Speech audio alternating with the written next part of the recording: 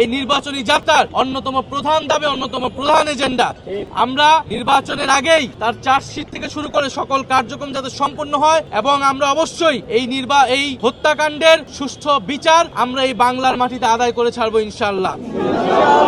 আমরা কাজী নজরুল ইসলাম, আমাদের জাতীয় কবি কাজী নজরুল ইসলামেরকেও নির্বাচনী পদযাত্রা শুরু করবো এই ঢাকাতে। এবং আপনারা জানেন এই ঢাকা ৮ এলাকায় জাতীয় নাগরিক পার্টি এনসিপি এবং 10 দলীয় পক্ষ থেকে আগামী নির্বাচনে সংসদ পদে প্রতিদ্বন্দ্বিতা করছেন জনাব নাসির উদ্দিন পাটোয়ারি। জনাব নাসির উদ্দিন পাটোয়ারি বাংলাদেশের মানুষের যেই কষ্ট, দুঃখ, দুর্দশার কথা তিনি তুলে ধরছেন।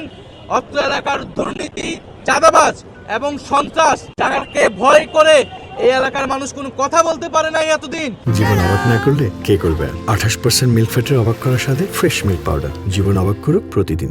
নতুন মাফিয়া এসেছে এই ঢাকা এলাকায়। সেই নতুন মাফিয়াদের বিরুদ্ধে, নতুন জমিদারদের বিরুদ্ধে নাসির উদ্দিন পাটোয়ারি 10 দলীয় ঐক্যজোটের পক্ষ থেকে তার কথা বলে যাচ্ছেন, ভোট চেয়ে যাচ্ছেন।